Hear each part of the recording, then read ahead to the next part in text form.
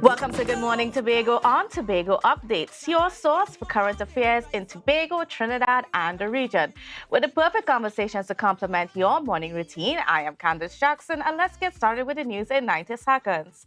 CEO of the Tobago Regional Health Authority was fired.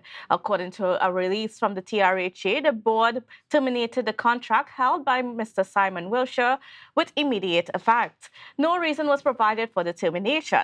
Wilshire has served as a CEO of the TRHA since January 2022. Attempts to get a comment from Chairman of the board, Attorney Kristen Moore, was unsuccessful.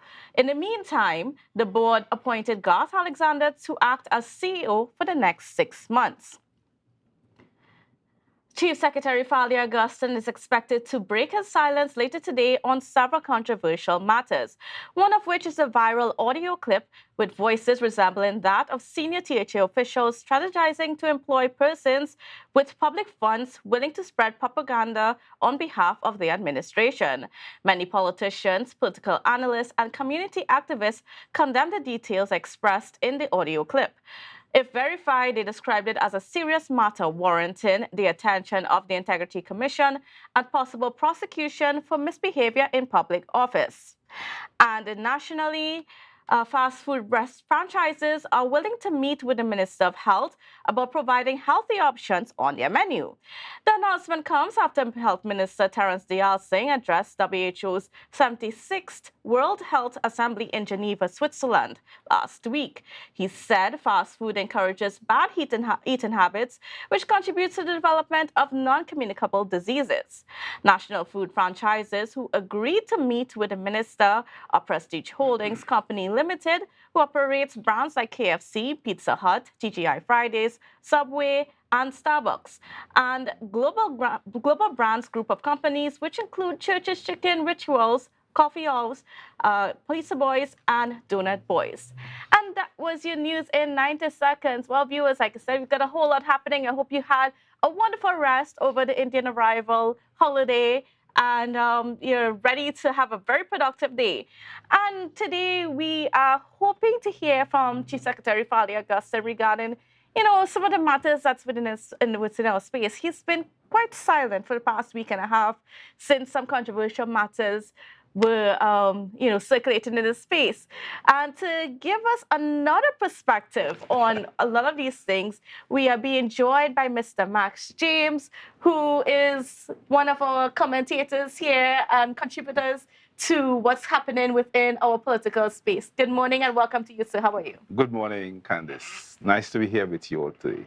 All right, so Mr. James, first of all, let's get started with, your take on this audio clip, this controversial audio clip that's been circulating and that's been raising some concern among the population. Right. So I'm wondering where is the best place to start because there's so many angles to this particular matter. All right. But firstly, let me just say quickly that the party, which is the TPP in this case, should have been properly formed, constitution in place, to have properly responded to the matter. And I want to say quickly that I urge the Chief Secretary and the leader of the party to do so very quickly. The PNM has its response mechanism. It has its propaganda machine actually codified in their constitution and other supporting documents. And so contrary to what Hochoi Charles has said, well, govern as you are and do it well, and then when you form the party, people, he said that right here. Yes. There's a lot of nonsense.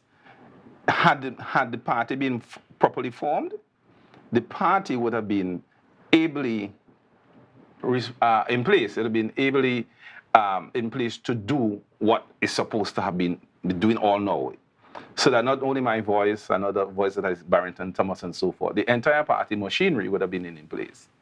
And I think that is what the Chief Secretary was, if we admit that it is him, so he's going to speak today, I don't know what he's going to say. Mm-hmm. All right? What are you hoping that he would say today? Well, firstly, I think he hasn't done anything wrong. I don't think he has done anything wrong.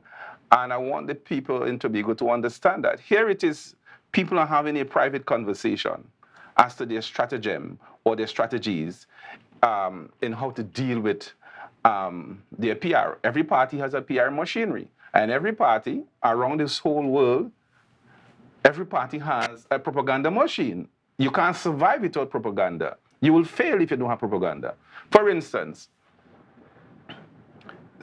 people are calling him the chief adulterer.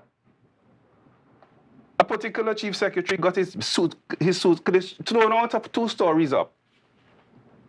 People claim that he has children outside of his marital union. The PNM, nobody called on him to resign. People knocked his morality for a little bit.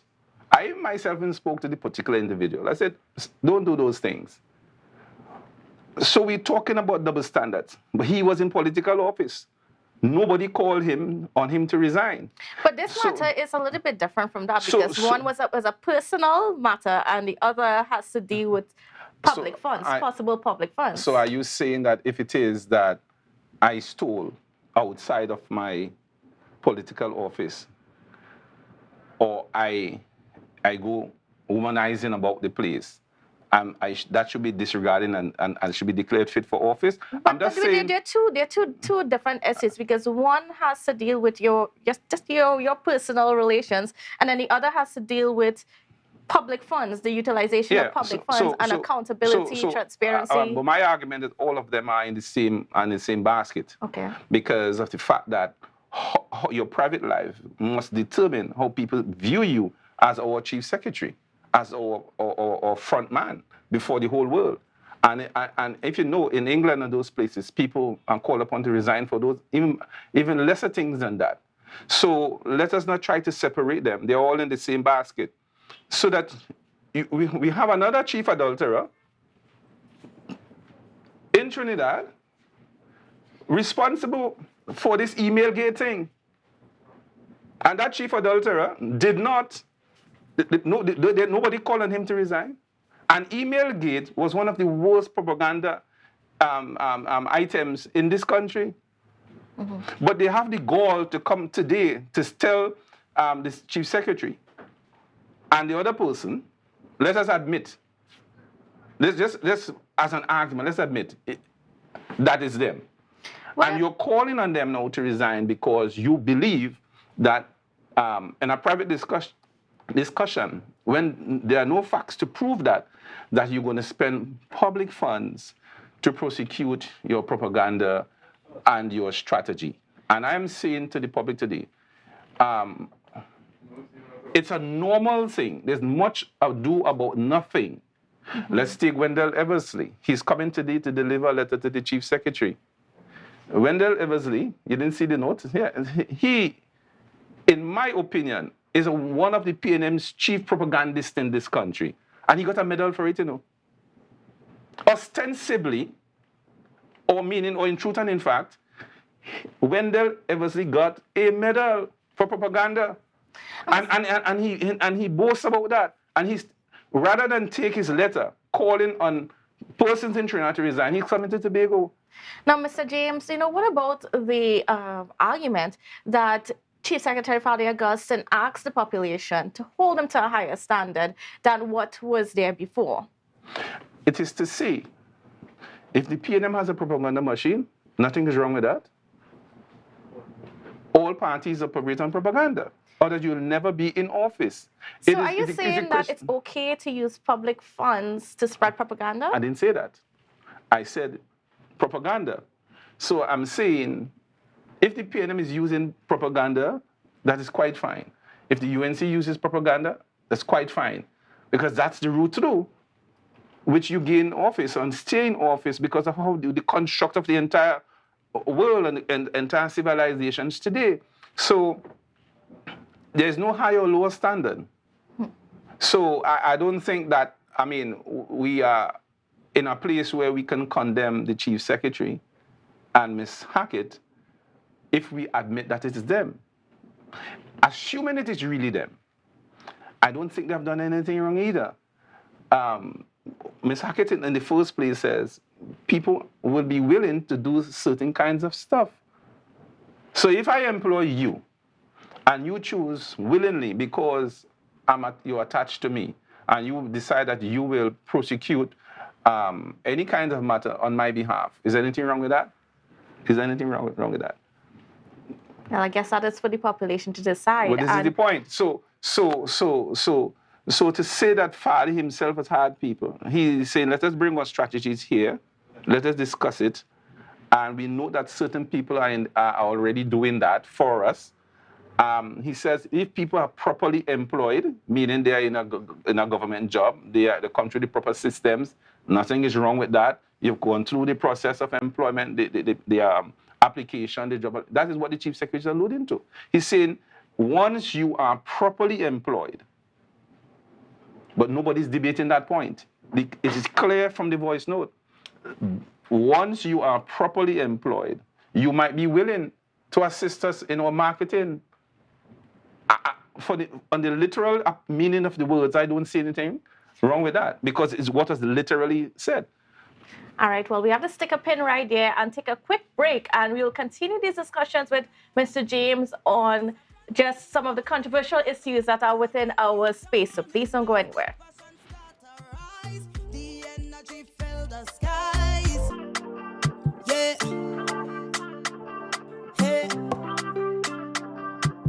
Tobago Updates. Welcome back to Good Morning Tobago on Tobago Updates. Well, viewers, we are continuing our discussions this morning with Mr. Max James, who is a political commentator within our space, and he's given us our views on some of the matters that are certainly attracting the attention of the population. Now, one of those matters is that of a road construction that's supposed to be happening right now from Sherburne Junction to Strawberry Local Road. Now, the court issued, the EMA through the court filed to get an injunction to stop that construction. And they noted that, this road was in violation because there were no environmental clearances to go ahead with the construction. So, Mr. James, I want to get your perspective on that matter. Well, the issue goes back a little longer than that. We recall Justice Nadia Kangalu issuing a judgment somewhere around 2015, 16, thereabout, and on the reforestation program. And the Chief Secretary at the time over London promised to appeal. Says the judge didn't know what she was saying, and there were many points in which the judgment was wrong. Patrick Manning instructed over London not to appeal. So what I'm alluding to is, one, an activist PNM EMA that based on this injunction and a former judgment can stop any development in Tobago. The question is that do we, as Tobagonians, want that? Should we sit down? Because the EMA has no representative from this assembly as part of this board. All right? And our Tobago House Assembly Act is clear that we are supposed to set up institutions, and basically all governmental bodies functioning in Tobago should be subject to that Tobago policy. Now, so people say, oh, the law. Suddenly, Chief Adulterer and these guys are talking about the law. And the law, but when they had it, they were instructed not to appeal. But Mr. James, should the law be broken just because it was broken before? There's no law. It's just an extension of 1 mile or 1 kilometer extension of a road that already exists. So it means, therefore, last year when we had the inclement weather, and Secretary James would have cut a whole mountainside, finish it in 20 days. They could have stopped and say you'll affect the water courses, you'll cause landslides, and the EMA can effectively stop your development. As a government here in Tobago, what do we expect to happen? So that the EMA must act in the best interest of our policy here, our national policy here in Tobago. Now, I heard in a news clip when you spoke about Tobago issues and you pivoted to Trinidad and you said national. But the news organizations in Trinidad, when they talk about things happening in Trinidad and they switch it to Tobago, they don't say nationally speaking. So I think you will need to amend how you everything is national, whether Tobago or in Trinidad. They don't switch to Tobago and say national, yet you are doing it. or we are doing it here. So we need to refocus. That's just an aside. But the point I am making is that the EMA must act according to the policy of Tobago. There's nothing that says in the act that I perused it left, right, and center that should stop or stop the project. It's an extension to an existing road. But what about that of the environmental concerns that may have some legitimacy? Anything that you do, you drive up Scarborough, you affect the environment because there's an exhaust. How far will we carry this thing about environment? Must that be used as a tool or whipping a whip to stop or to stop the assembly? Clearly, the EMA is using its powers or so-called powers because it is not acting in the best interest of the government here in Tobago. You cannot tell me the mere extension of a road warrants an injunction. So the PNM and the PNM EMA board clearly, without a shadow of a doubt, is using those so-called powers to stop Tobago's development. And Tobagoans must be looking at that because you cannot have an arm of the government of Trinidad and Tobago using certain kinds of powers and initiatives and tools to stop Tobago's development. That is what it is. And all Tobagonians who are seeing these kinds of the political developments, it's clearly political development, taking place here in Tobago, must rise up against that activist EMA. I am saying it is wrong. It is political because James is a sharpshooter. He gets things done in 2 weeks, 3 weeks' time.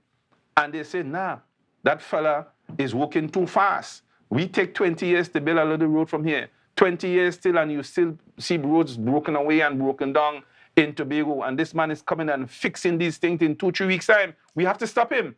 So it's a political thing that is occurring right before our eyes, and that must be stopped. There's also a concern because it is affecting at least one resident of the area, one landowner in the area.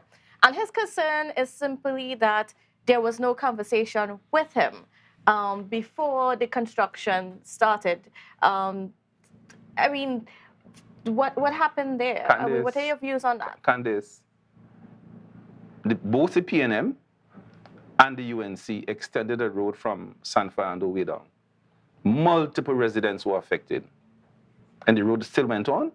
And I am not even so sure. But is it reason to not have a conversation? I don't know if the fella is lying. Let me tell you why. Because my intelligence is, and this is the truth I'm speaking, is that he doesn't own the land. His own relatives wanted him off the land from what I understand. Right? I stand corrected. But that's the intelligence. I am supposed to get those documents to view them myself today. Right? But I got that information last week. The land may be not even his. But I don't know. So based on that, if that is so, it might not have warranted a conversation with him. And I'm not so sure whether he in fact and indeed had a conversation, the assembly had a conversation with him. So he could say anything. So we are not only hearing that because he believes that his livelihood is being affected. He's not the only person in this country to be affected by governmental development and government projects. So, I mean... But then what should be the best practice? The best practice? In terms of mitigating all the negative effects? No, as I said, I'm admitting that if it was so, then he should have been spoken with, right? So there's no gainsaying that. But I'm not so sure whether he's telling the truth because he just maybe want to leave, right? But I'm saying one individual's private enterprise is not sufficient to stop an assembly or a government project. It can't be. Otherwise, you'll never have any. And all you have to do is to say, I oppose this. I oppose this. And I'm suggesting that is not enough to prevent and to stop the project. If it is that the government here in Tobago sees that an extension of a road is important for the public good and for the public interest, then I say the road should proceed. It is not enough because you have had multiple. You have now the highway from Arima or Sangre Grande right up into Toco. Does every aspect of that road did that have EMA approval? I wager not. There are so many things in this country. Now, there's also the concern about, the protection of some of our natural, our heritage, our historical artifacts, because that area was a big estate in Tobago back in the day, and there are a whole lot of things there that need to be preserved. And, sometimes as we go through with development, we can destroy some of those things that we need to keep. And I'm not saying that we shouldn't preserve our history. We can take up the artifacts. We have a museum here or whatever it is, and we can take them up with care. But is that happening? Well, I don't know. I don't know. It's the first time I'm hearing this piece of the discussion, so I can't really intelligently and properly discuss it. But I'm agreeing with you that if there are artifacts there, they should be treasured and preserved and put in a particular way. But I'm saying still, notwithstanding, that should not stop the development. I mean, you go to the great nations of this world, and they're really great nations: India, Russia, China, United States. I mean, the kinds of things that they do to progress and to develop their respective countries. A lot of artifacts here there too. I'm not downplaying the significance of them, so I don't want to be misquoted. But I'm saying, though there are certain things that pale in significance when compared against the larger public purpose. So I'm saying the EMA must get its act right. It must abide with the policy of the Assembly or access that. And I think that I predict victory for the Assembly in this matter. Even if it goes to the Privy Council, I predict victory because the law clearly says that the Tobago House Assembly must make policy in respect of certain matters in the fifth schedule, and the environment is one of them. And I think that the EMA is treading on very dangerous. We in Tobago are treading in dangerous grounds to stop an assembly project that is for the development of Tobago. And I want to tell Mr. Chief Adulterer and the other counterpart in Trinidad, you will tell the EMA to come off, and the Chief Secretary and his executive. They want to stop your development in Tobago, and that's what we should be concerned about here in Tobago. All right, so sticking another pin there because we got to take another break, Mr. James. But we're not done with you yet. Okay. So when we come back, you're going to continue with our conversation. So viewers, please don't go anywhere. Yeah. Hey. Tobago updates. Good morning, Tobago. Wake up with Kandace and Denise. Let's go. It's a brand new morning. Rise up to a brand new dawning. As the passion start to rise, the energy fill the skies. I say thanks for favor to wake up and hear me neighbor. 60,000 people strong, and the vibes is never wrong. We are beauty, we are power. We are people in the sun. We are beaches, we are rivers. We are melanated. Welcome back to Good Morning Tobago on Tobago Updates. Well, viewers, we are continuing our discussions with Mr. Max James. And of course, we just want to make it clear that the views of Mr. James are not the views of of Tobago Updates. It's just Mr. James's views. So, with that said, now, Mr. James, we've had some issues in terms of the town and country and how it operates in Tobago.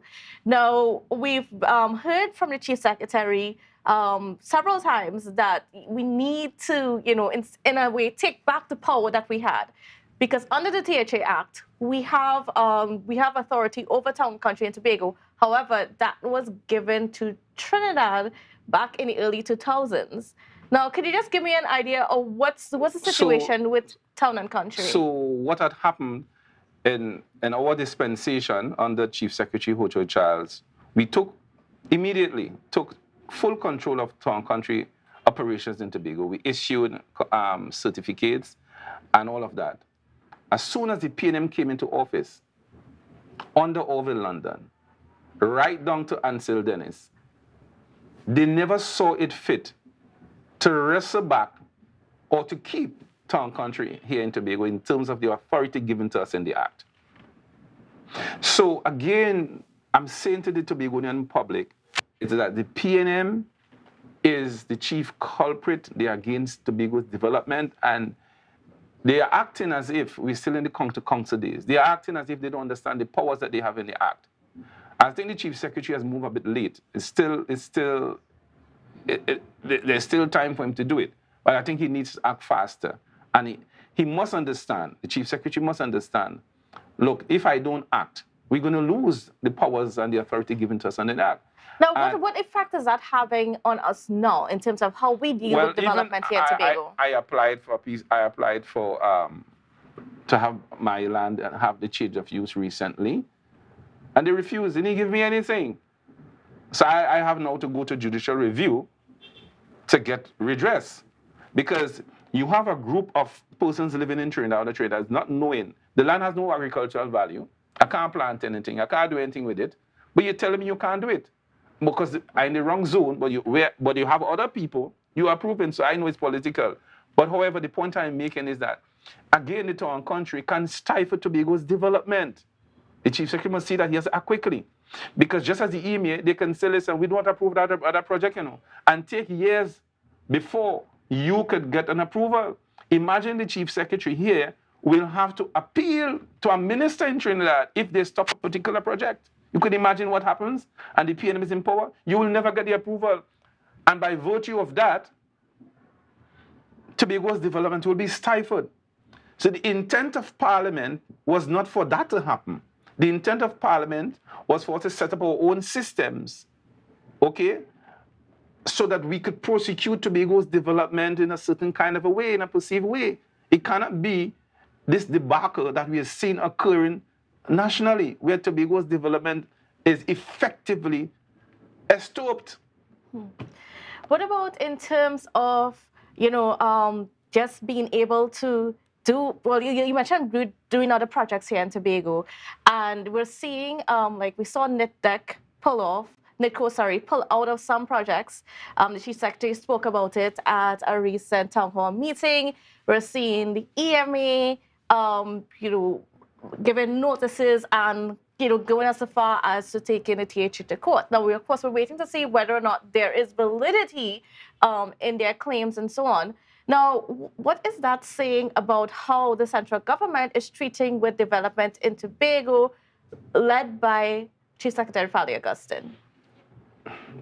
The PNM, they are scared of the kinds of development that they are seeing in Tobago. When they saw the party come out in their thousands to support the TPP that was just formed, the Chief Secretary and his executive, they got weak at the knees. We have to stop them. And they will use all the arms of state to prevent development in Tobago. And they're now saying my brother is a thief. He gained kickback. A man who studied project management at a master's degree level, as a building and project manager for years, using his professional skills to say, listen, because I did project management too when I was doing my master's degree, and there are certain steps that you follow that you could quickly deal with a particular project. But when people consider how to steal from the public purse, and you come in and changing that ethos of where things can be done quickly, or things that weren't done quickly, you're now changing that ethos, you're now changing that culture. All you could say about a man, he gained a kickback, and he's stealing. That is the only way the PNM could discredit my brother. They're discrediting everybody here that change because they are not getting the projects that they want.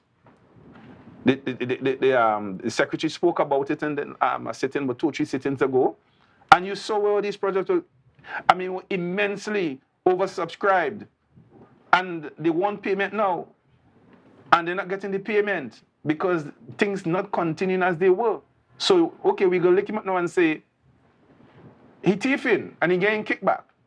For the first time in 20 years, you're having project management done in the way it should be done. Things are done for the public good. Things are done within classical project management style, where things are costed. You do all your work packages and so forth and so forth. And you are getting things done fast. You don't want such a man in power because it's making you look bad, where you took 20 years to do certain things and now he's doing it in 3 weeks' time. How can the public not support an individual, a secretary, who is getting things done within under a month, as opposed to somebody who's taking 20 years? Which do you want? The public will have to judge for itself. Do you think that central government is using state agencies like EMA and all these other agencies to, in a way, spread propaganda? I firmly believe so. So effectively, they are also, they are in fact guilty of misbehavior in public office. If you can use state agencies like Town and Country Planning and the EMA, if you can direct them, if you can speak to the chairman of the boards and the people who you have appointed by a central government to prevent development in Tobago, then you yourself, if you accuse Farley and Trevor and Zarisha and all of them, if we admit that it's them, then they're even worse than what is happening, that they claim to be happening rather. So I'm suggesting that it is the Prime Minister should resign. I want to tell Wendel's embassy, go back to Trinidad. Nobody wants to hear you. Nobody wants to listen to you. And I think the Chief Secretary should shut the door very firmly on Wendell Eversley. Let him carry his letter to Keith Rowley and his entire comment. When they solve the crime in Trinidad, once they solve the unemployment in Trinidad, once they solve the bacchanal in Trinidad, then we might welcome you to bring some kind of letter here, if it is warranted in the first place. But Mr. Wendell Eversley, just please go back to Trinidad. Nobody really wants to hear you, and you are firmly rejected by Tobagonians of right thinking. All right? So, I mean, the government should not use its power and arms of the state to stop Tobago's development. That's not what we voted for. And I think Mr. Antil Dennis, who is the leader over here, he should tell his Prime Minister, look, you're doing some things that are really not good for Tobago's development. Let the project continue, withdraw the injunction, because they can be so directed, and let Tobago's development proceed, as we are doing quite well in Tobago with our projects that we are prosecuting and doing for the best interests of the public here in Tobago. Now, there's a feeling on the ground that of disappointment, of just a little bit of a confusion also as to the performance of this current administration. Do you think that feeling is warranted based on all of these things that have been happening, all the things that have been come to the public in recent times? Well, I think what is happening is that I saw for myself, the PNM has a machine.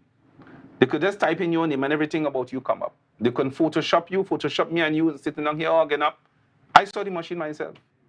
I saw that machine myself. They will use all the tools to discredit anybody. When I said, wow, it's a very dangerous propaganda machine that they have. And they could lick you up in a second. And that passes for governance. That passes for social development. Where you use all the tools of trade, the technological tools of trade to discredit people. Where are we going as a nation, Kandace? I saw that machine myself. They use it. If they want to destroy me, they could. In a few, it's only my integrity that helps me to escape. And they've done it a long time. So that I am asking, I'm appealing to my Tobagonian brothers and sisters. I'm even appealing to my Tobagonian brothers and sisters in Trinidad. I'm even speaking specifically to my brothers and even more so to my brothers and sisters in Trinidad, the first, second, and third generations. You have a PNM government for which you might have voted for. Use the opportunity in the local government elections and let them know we will not vote for you because you are destroying the motherland. I'm asking them, appealing to all Tobagonians in Trinidad of right thinking. Your PNM government is destroying the motherland here. And you need to reject them strongly at the local government elections and teach them a good lesson. You cannot have a government here in Tobago doing everything and such things to promote Tobago's development, but you have another government elsewhere in the state preventing Tobago's development and your development. It is not about Farley, it's not about me or Kandace or whoever. It's about your development. And if there is a government here in Tobago that is working hard, tenaciously, and where the arms of the state are now trying to stop it legally, and they're going to use the law and say this is unlawful and you're acting unlawfully, who says so? The PNM must look back at itself and even all of those projects that is doing in Trinidad and ask them if they had EMA approval for every single one of them. Ask them if they had a clearance certificate. Ask them whether the EMA injuncted them. And the answer will be no. But they are allowed to do what they can do, what they think they're doing in Trinidad that is right for Trinidad's development. But whereas it comes to the, so we will forever remain. So institutions like the Town Country, institutions like the EMA can scrap the Tobago House of Assembly's development plan. It's a very serious matter, Kandace. All right, well, Mr. James, we're going to have to leave it right there. And I mean, I want to just thank you for being on with us and for sharing your views. And I want to make it clear that it is Mr. James's views and not the views of Tobago Updates. All right, well, viewers, we're going to take a quick break and we'll continue our conversations when we come back after this. To a brand new dawning as the passion start to rise.